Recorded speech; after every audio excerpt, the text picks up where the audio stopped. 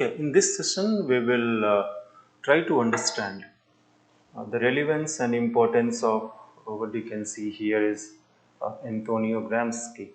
Uh, and Specifically we will talk about that what is the meaning of hegemony and how it is quite relevant uh, in Gramsci and how it impacted the other topics, themes and issues in political science. Before we understand the hegemony of Gramsci, we have to find out that what Marx said about the ideology, because hegemony, commonsensically, if you are the beginner, then you know is the ideology. And if the ideology is so dominant that the person upon whom it is applied believes that ideology is good, then this dominant overall ideology becomes the what you can say hegemony. It's like a victim who is exploited believes that offender is good. An offender is doing that thing for the benefit of the victim. Then you can say the offender has taken control over the mind of the victim. And in this sense, it will be called the hegemony on the victim. So, in this parlance, we can compare what Gramsci will say, because Gramsci said very clearly that Marx was wrong. That's the most important contribution of Antonio Gramsci. If this is it, so let me take a new slide. So, I will write only uh, uh, Antonio Gramsci here and Marx here. And so Antonio Gramsci said Marx was wrong in his prediction of revolution.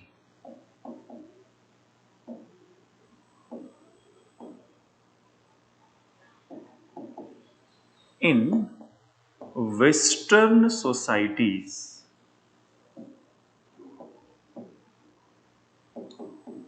So, if you want to understand Gramsci really, then you have to find out what was the problem with Karl Marx. And here we have to go that Karl Marx said that ideology is always the class ideology, and he believed ideology to be a negative, pejorative term. And he said that the ideology in every epoch is the ideas of the ruling class. So he believed that ideology will be on the basis of class. The proletariat class will not acquire the ideology of the bourgeois class, and bourgeois class will of course have the capitalist ideology. So he could not see the implications of the capitalist ideology held by the bourgeois class.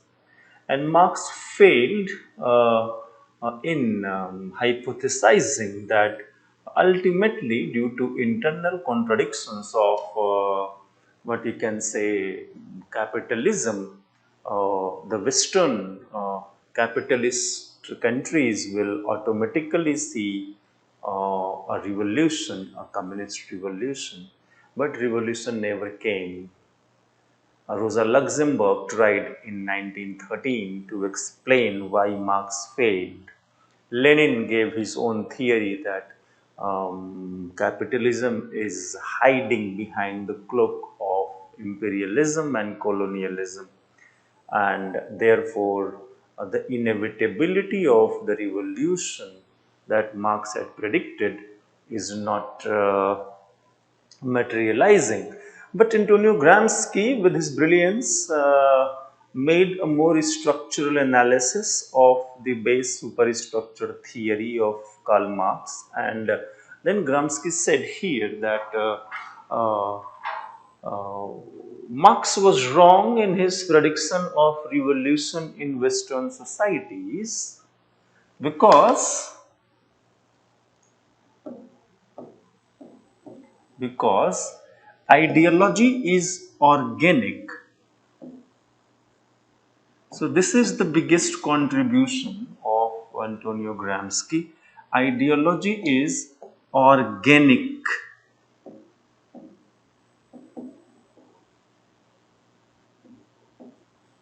not class ideology. So which means that the bourgeois ideology has percolated in the proletariat class as well.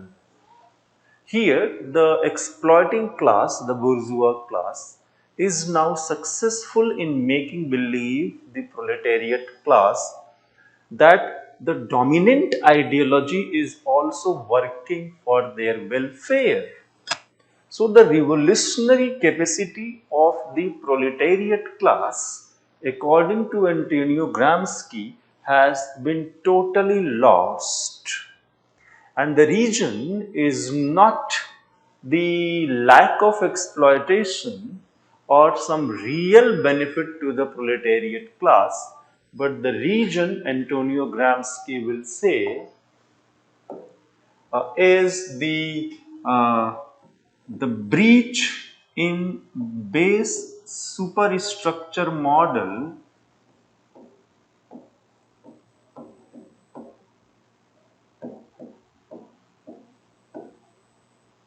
given by Karl Marx.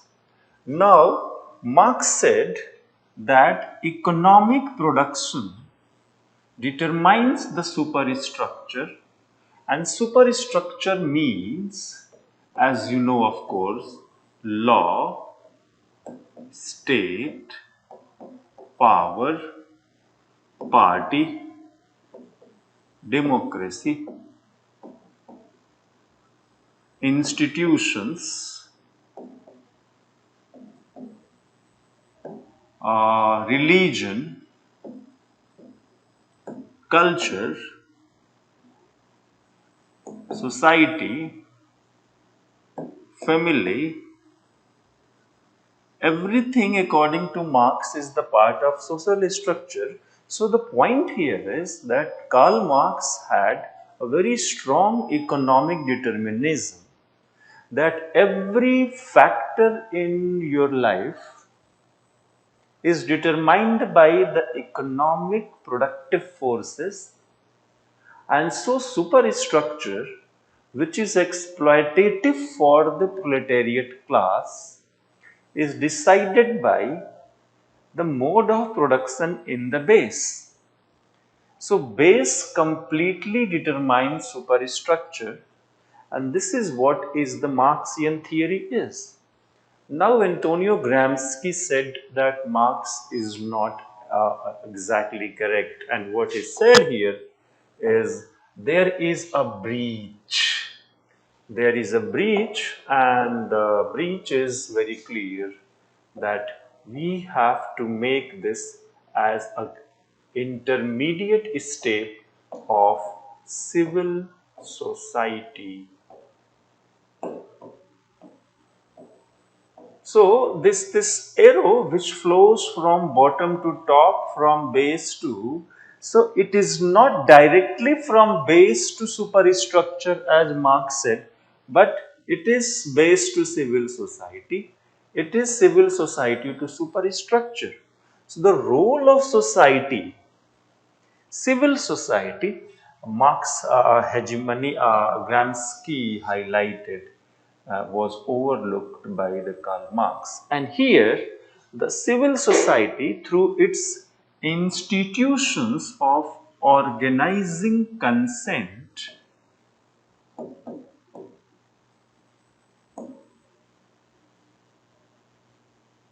such as family, schools, colleges, peer group,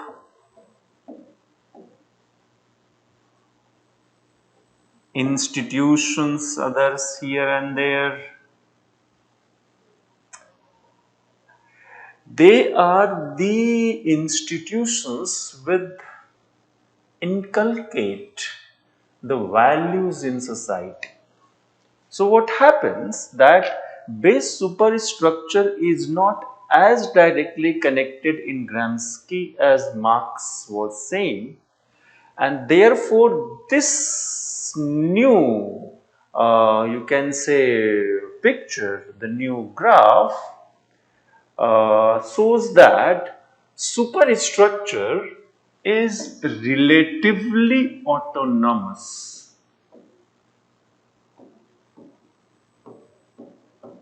So Gramsci will say that state is autonomous, superstructure is relatively autonomous, means that superstructure can live on its own irrespective of what is happening in the base.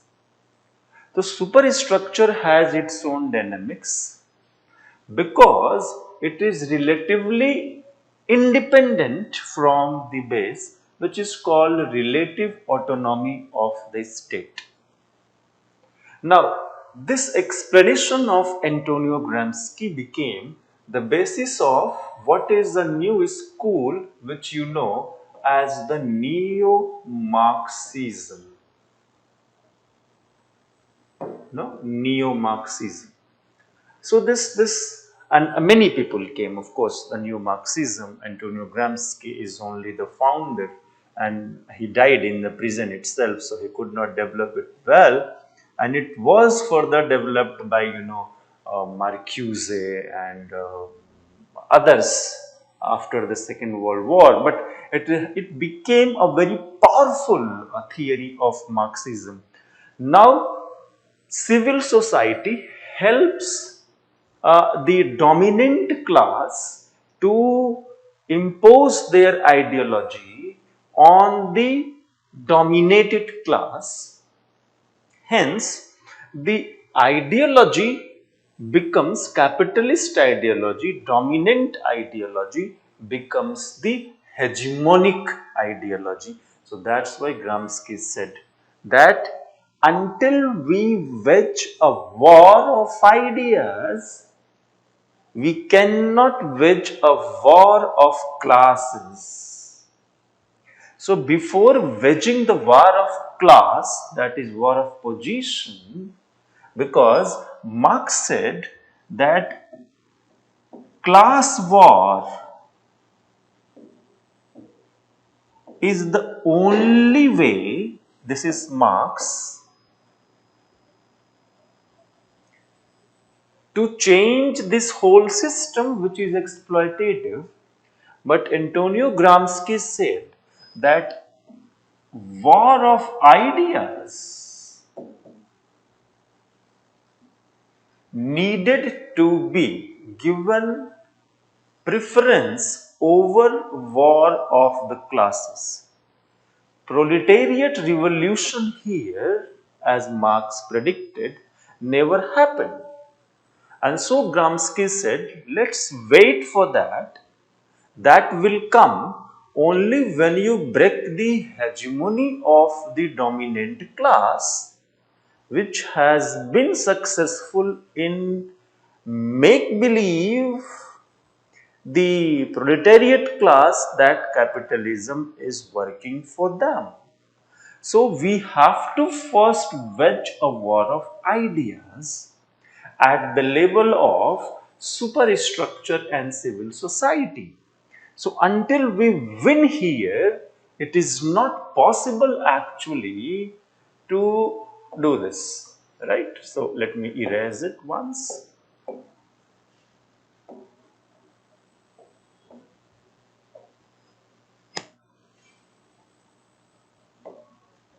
Perhaps there will be some faster way to erase, but this is what I know. Okay, so now the thing is again clear that Gramsci said that we have to have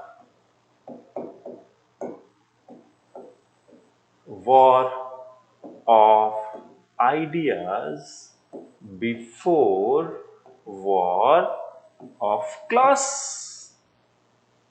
This is Marx. So he is a neo-Marx. He is not saying that war of ideas will ultimately end the private property and bring equality as Marx was predicting and hoping.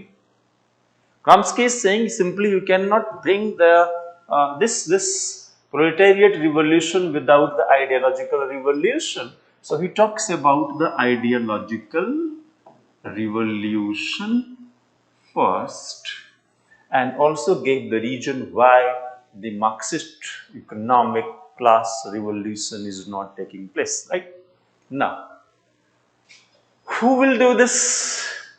Because when there is a hegemony, the marks का जो revolutionary class है, working class, वो तो मोह माया में आ गया है. Now they will not do any revolution. So you have to break this ideological domination of capitalism. And as far as the war of ideas is concerned, the trust on class will be misleading. अब proletariat class से अभी इस phase में उम्मीद नहीं कर सकते. ऐसा नहीं है कि हेजिमोनी में एंटोनियो ग्राम्स्की बोल रहा है कि to end it we have to unite और make the working class conscious. बोला that is not possible. And this is why here comes the concept of and importance of organic intellectuals. So what Gramsci said that we have to first convert to communist ideas the achievers, successful people, the middle class people, the upper class people, the potential bourgeois from the working class people like doctors, engineers, teachers, achievers, Olympic gold medalists or celebrities or whoever are they, because they are connected with the masses. Their capability to influence the masses is much more than traditional intellectuals such as religious gurus and the feudal lords and nawabs and jamindars. So he refused the role of traditional intellectuals, and the modern achiever organic intellectuals he supported. तो जहां से सफल लोग create होते हैं society में, उसी को पकड़ना पड़ेगा. And we have to first convert the organic intellectuals into what you can say a communist thought and communist system. So he provided a way to Max Horkheimer, Herbert Marcuse, and a range of neo-Marxist, new left thinkers, and they went on for creating a narrative in the liberal capitalist countries by capturing universities, capturing writing of books, capturing entertainment industries, so that they can always create. That's what is the philosophy of anti-hegemony and neo-Marxism, that we have to create an educated elite young minds by capturing colleges and others where the dissatisfaction with the capitalism becomes a normal routine. Euphemistically or ironically, we call such neo-Gramscians in India as the urban Naxals, like they are the people who are highly educated, sitting in big cities, giving interviews in the big TV channels, and promoting communist revolution and capturing universities here and there, brainwashing the students of the colleges. This is what exactly was the plan of Antonio Gramsci. Right? So, Antonio Gramsci is in 20th century much more effective and popular than Karl Marx. Effective and popular than Karl Marx. If we talk about the relevance of Gramsci, then relevance of Gramsci, I'll say 3 4 points to make your study a bit of more comprehensive. Number one, he provided a more acceptable justification of why Marx failed. Number two, he saved Marxism from doom that it is a failed theory. Third, it gave a new hope to the Marxists that they have to first work in the war of ideas and became a global movement in Western countries and others. Right? Another thing is that he also brought the flaw in the classical traditional Marxism, right? He also highlighted the role of ideology in creating legitimacy for the capitalism, which has already been taken in significant manner by, you can say, Max Weber in this concept of power, authority, and legitimacy. But here he is not talking about authority; he is talking about hegemony. So hegemony is like a more negative word than authority. So Max Weber has said that power plus legitimacy is equal to authority. Here he will say that exploitative power plus manipulating power is equal to hegemony. So it is quite different in nature. So Antonio Gramsci has made his imprint in political science, specifically within the school of Marxism as a neo-Marxist, and gave the concept of hegemony, a more refined version of Marxism, the role of intellectuals, the role of civil society, how the relative autonomy of state is working, how the soft power of ideas is equally important than in exploitation of masses in the hard power of state in suppressing the masses. So because Karl Marx said that a state is instrument of exploitation. Now he will say, Antonio Gramsci, that state is instrument of exploitation, but it does not do so openly, because more or less state is not required to use its force to suppress the masses, because soft power of ideological domination, that is hegemony of the dominant class, is getting the same result. Therefore soft power of attraction is equally important. So this was a bit of important for us to understand that when you understand the hegemony by the Gramsci, you have to understand in the right perspective, in a very precise, writable understanding and the matter, right?